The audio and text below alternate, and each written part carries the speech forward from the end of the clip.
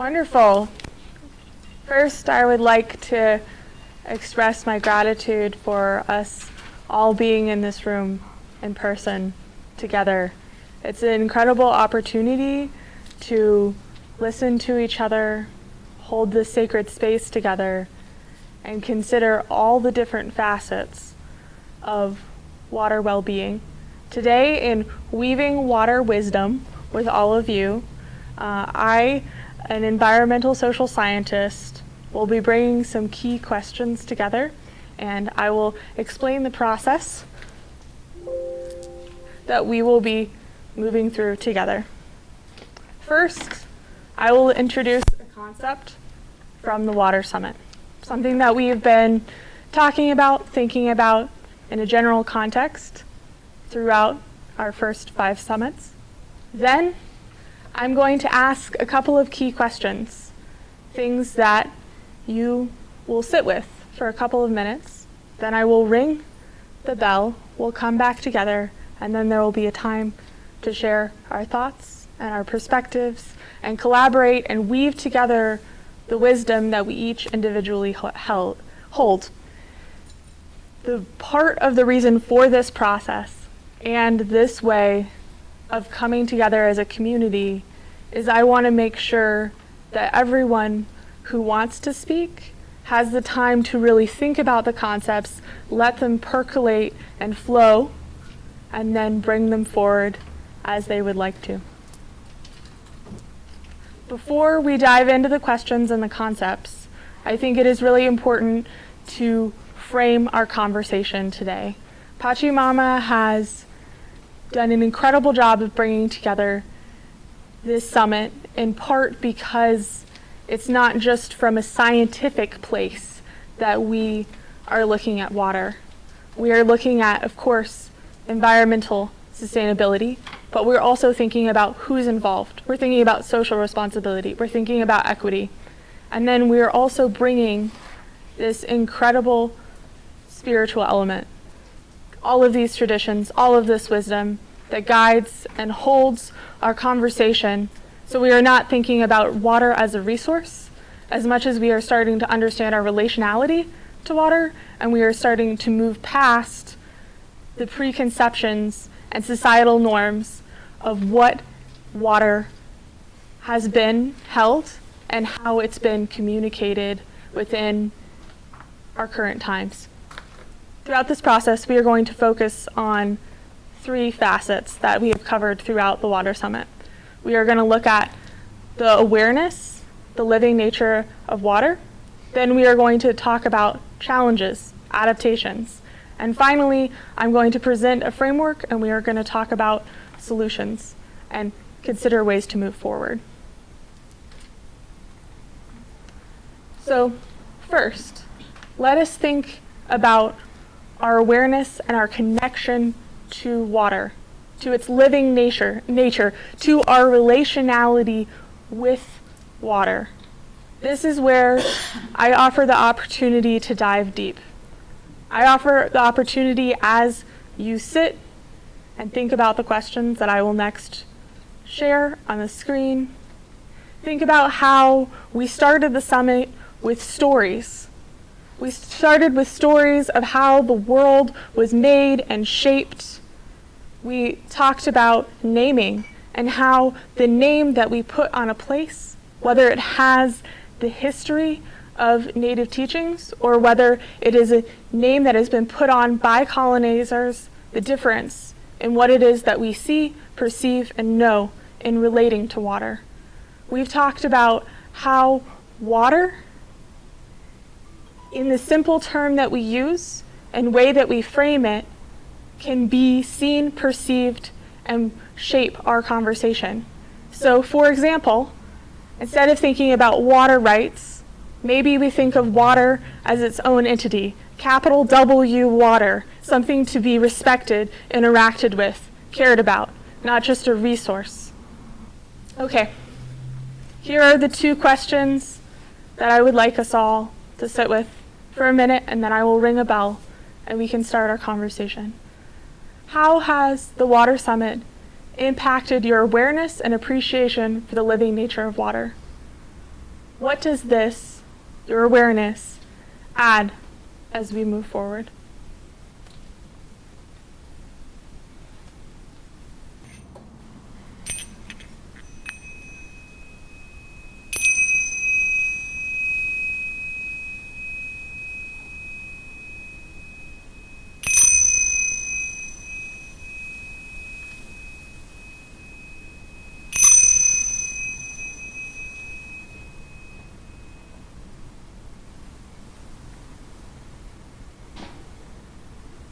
Would anyone like to share and start us off?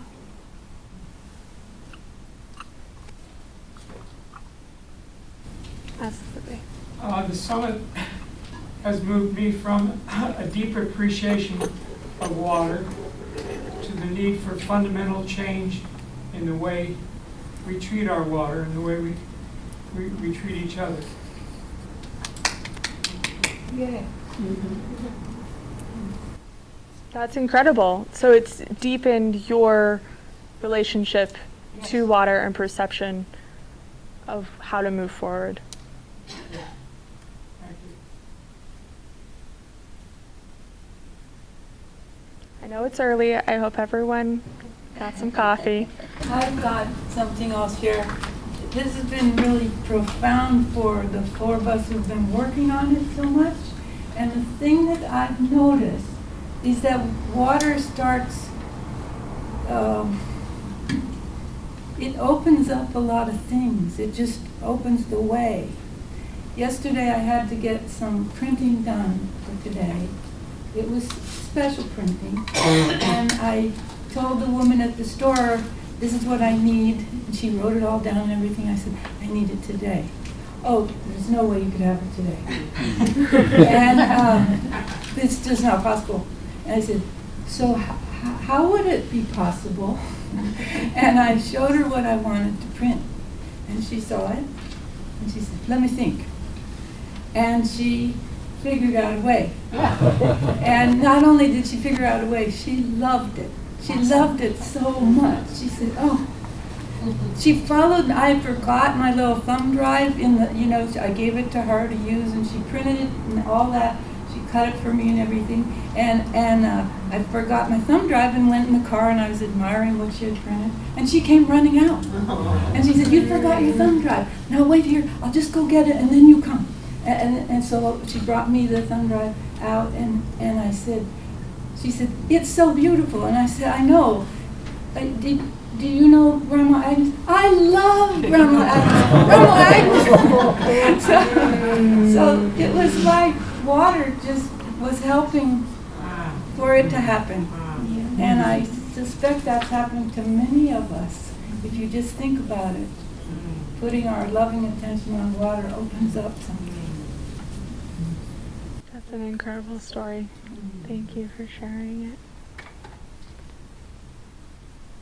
I was living in Middle Tennessee in a very small town, and there wasn't much in the library, and I came across this really old book from the 1800s, probably the late 1800s, I'm not sure. And it was a white man who had transcribed some of the language and stories of the Cherokee. And I just remember reading that the Cherokee believed that everything had a soul and a spirit. The rocks, the trees, the birds, all the creatures, the water, the sky. And I remember feeling really creeped out that like there were all these souls around looking at me, and it was really kind of scary.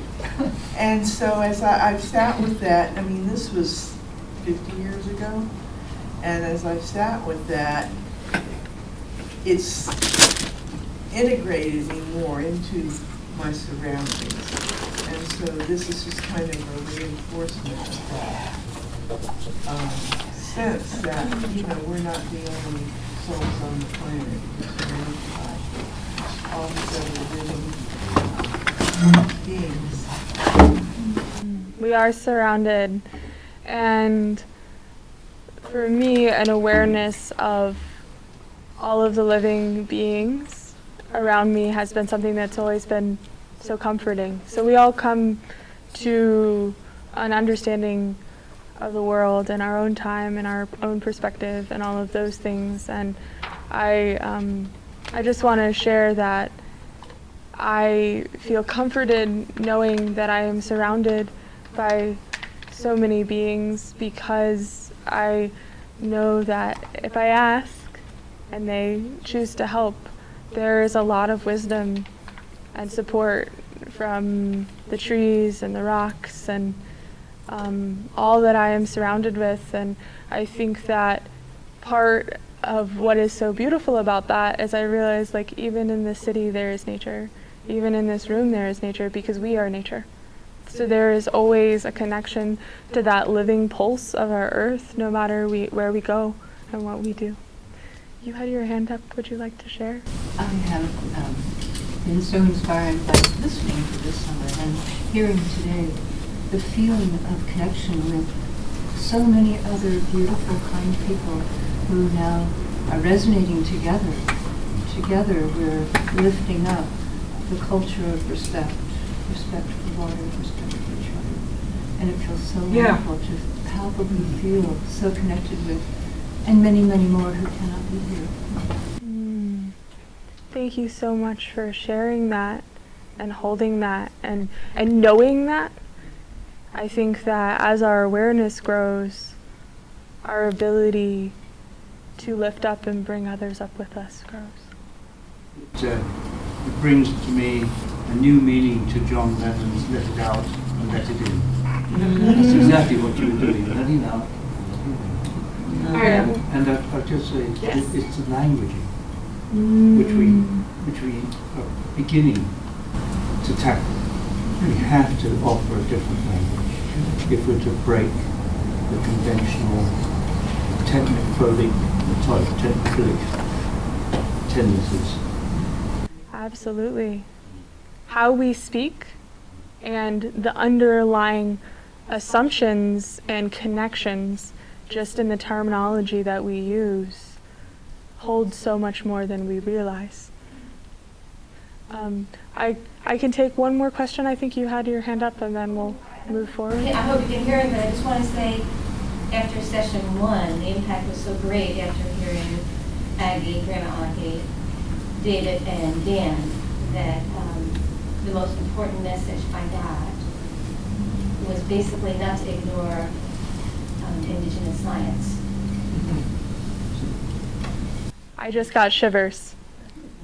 I remember reading Braiding Sweetgrass for the first time and understanding that there is a lot set up in our society for us to view science only as what is taught in academics institutions and not what is intuitively known and taught and passed intergenerationally as connection with plant and as medicinal knowing and all of those things. And I think that it is so important that we reframe and look at knowledge differently in a way that empowers us to engage with all kinds of knowing instead of having them in a hierarchical structure and assuming that one form of science and perspective is better or above another form of knowing. Yes, Bella, with you mentioning this and you adding that, one of the things that this water summit has led me to is to reintroduce myself to a book that actually a man who lives in Ashland wrote in the late 80s called The Seed of the Soul. And it's really, I've listened to it over and over, just like Braiding Sweetgrass on Audible from Gary Zukav. And I so get that there is something where we've only dealt with our five senses. We don't have intuition as being one of the things. Inside your culture, Dan and Sky, intuition is a very important piece of the connection to everything. However, I wasn't raised with listen to your intuition, listen to your inner guidance or your higher self.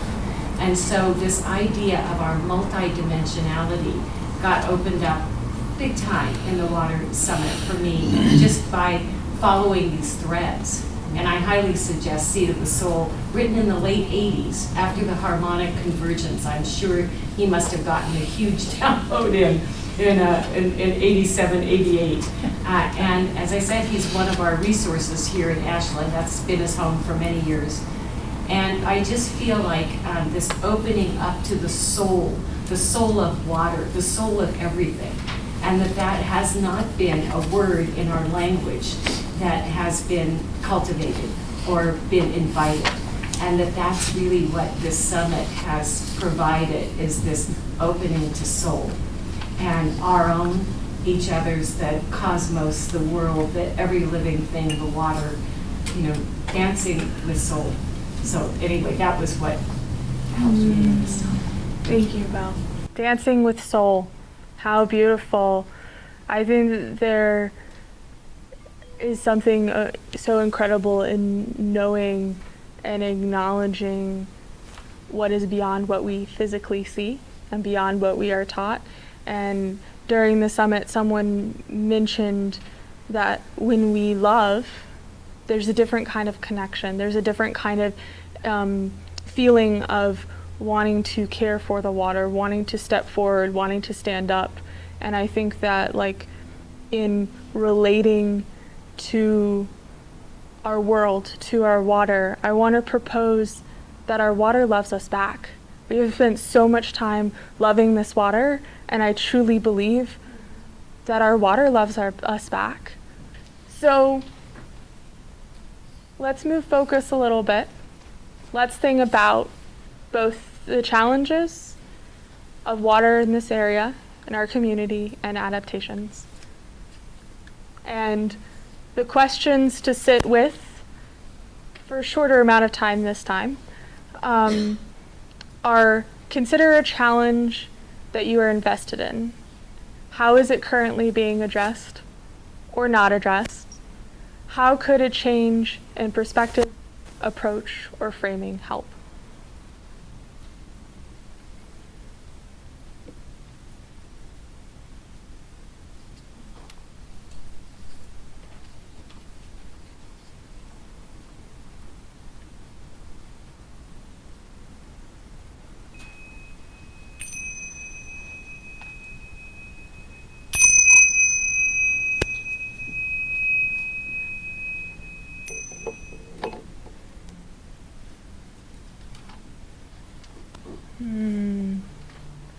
Welcome back, everyone.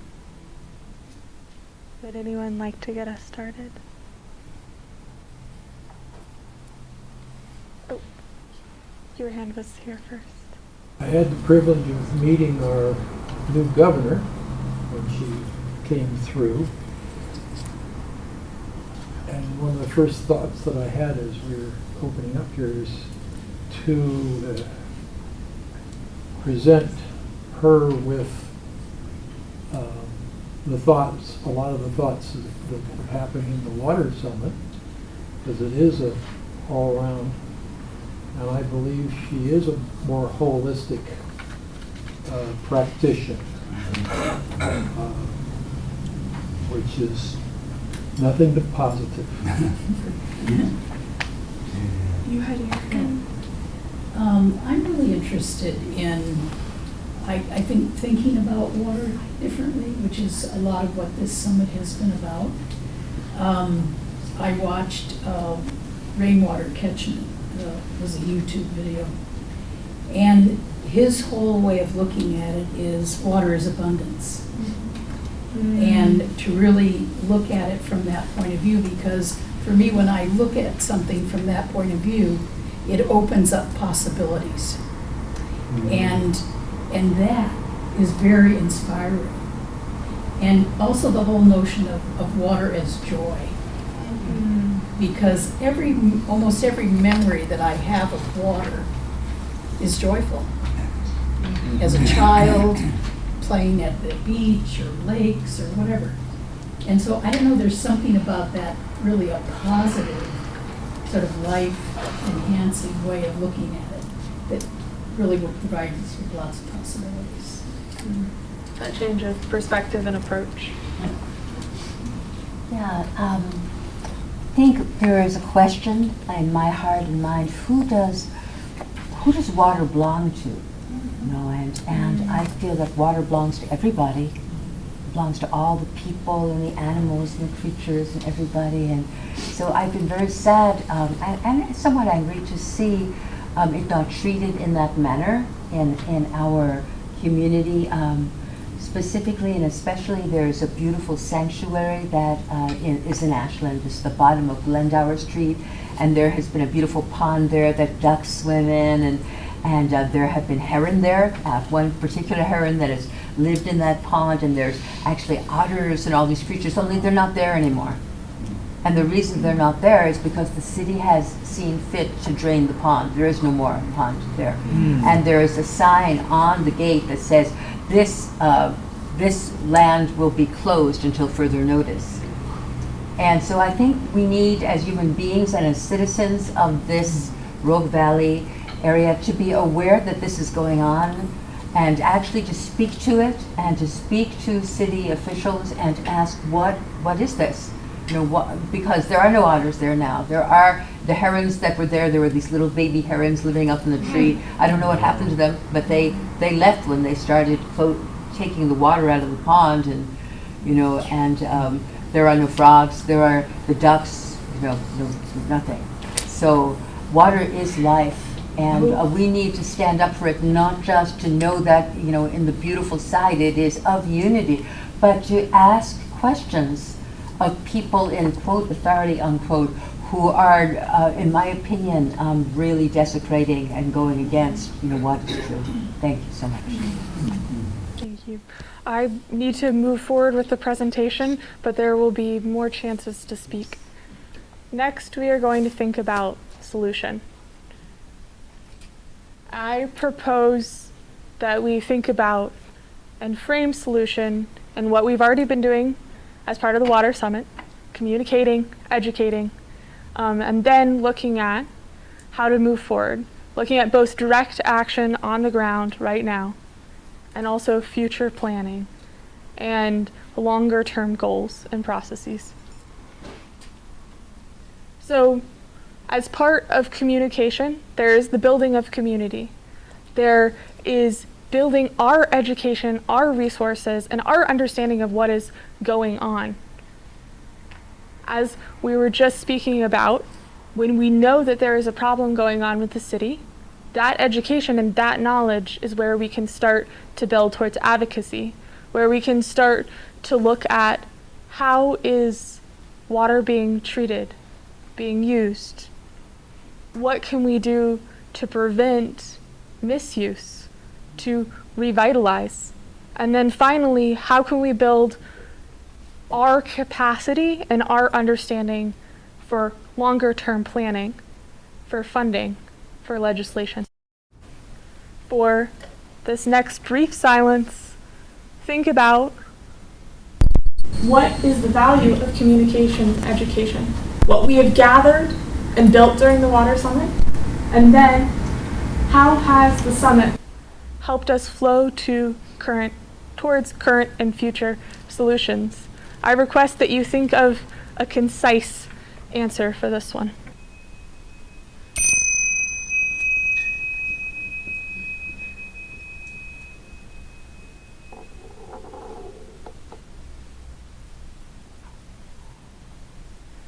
Absolutely.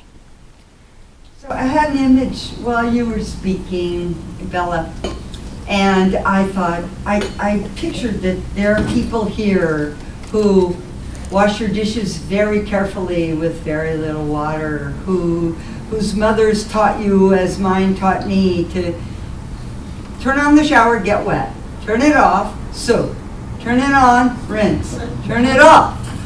And, you know, the many habits that we have grown up with or have cultivated because we treasure water.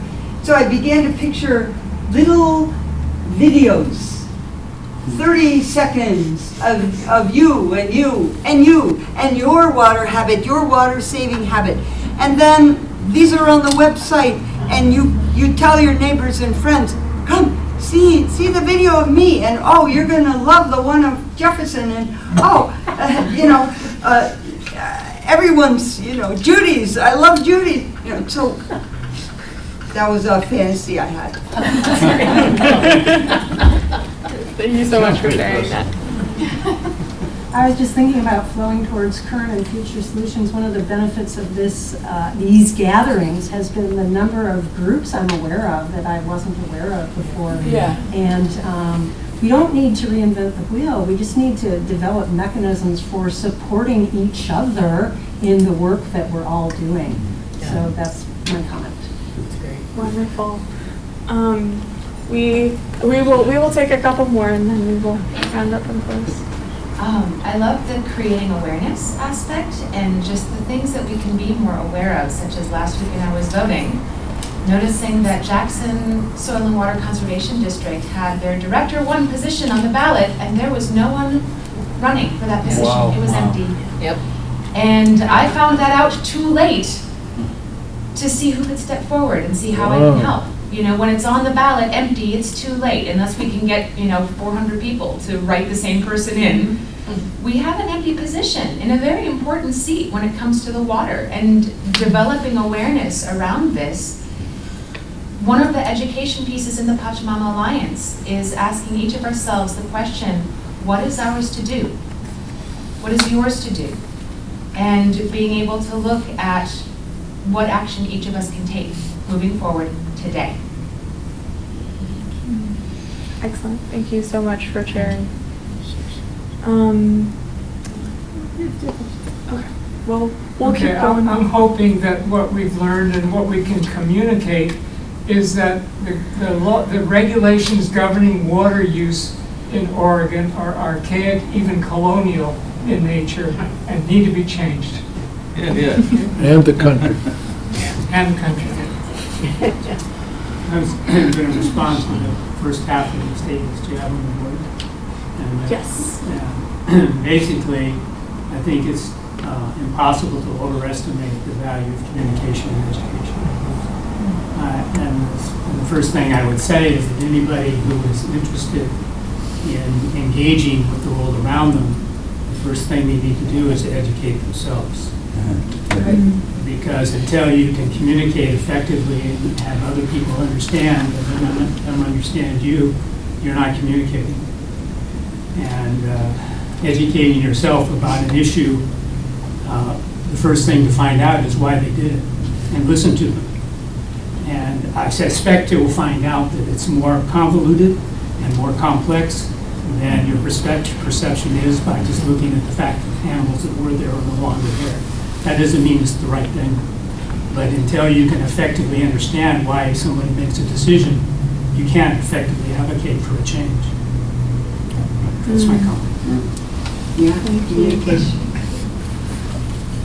I'd like to suggest that there be some type of online presence of a coalition of all these groups that have come together, and so that there could be forums, there could be solutions, there could be more meetings like this, that these coalitions can come up with, for instance, come up with a plan around building seepage ponds, and how all these coalitions can contribute to that. What part of that they can take, taking Grizzly Peak and putting in key line systems up there and swales and diversion channels and check dams and logs on contour and all these water conservation fish scale pits, and recharge, and how to move that forward, because if we want to reverse global warming, I suggest everyone watch Walter Jehne, Jehne, and he has very concise measurements on how a square meter of land takes 342 watts of energy from the sun. And since we've been messing with it, it now only returns 342 watts. And since we've been messing with it, it now only returns 399. So we're absorbing 3 watts per square meter of solar into our ground, and we have to.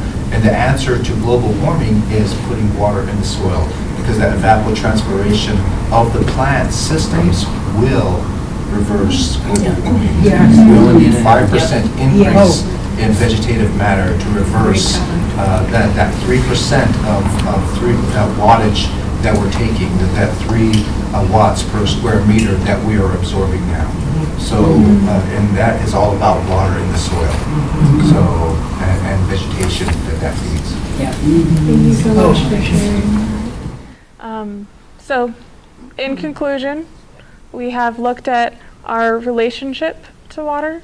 We have thought about the challenges in our community, and we have started to discuss solutions. Luckily, there will be much more time for discussion of solutions and for people to bring forth their voices. I'm grateful to all of you, and we're going to go have a brief 5-minute break at this point. So, wonderful. Thank you all. Thank you, Bella. Thank you so much.